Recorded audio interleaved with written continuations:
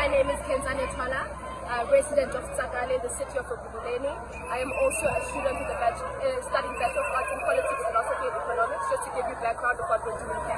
What we're doing here is not anything political. It is not to sabotage any political party or to back up any political party. We are here because we are tired. As young people and old people, we are tired of the corruption in this country.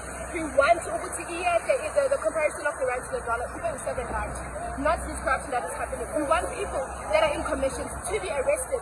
Not to the corruption commission says we want the people that are being investigated, which when they are found guilty, we do not want any more corruption in this country. We want to so we were organized by a lady called Amani Dube. So what we are doing is not only here, it's happening in KZN, in every other province. Oh my God, so you are just organized by one individual, you are not an organization.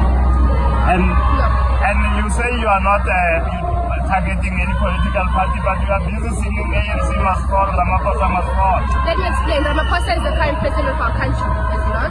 So he is the person that's supposed to be defending us. The reason why we are here, who ANC, is because they are the main people that we know who's one of us pets, right? And you want so you understand ukuthi bayenza umehluko. Kanti lezi ngesafuna umehluko, osafuna abahambe siyabona sicela ukuthi bahambe ANC let's come up next year yonke. So bahambe siyabona sikhathele right thanks. So bahambe kungene bani?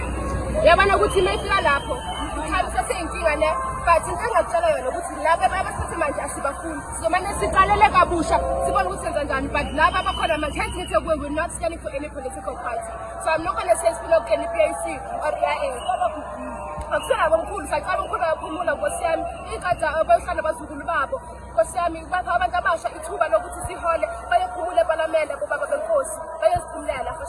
So then what will happen if your demands are not met?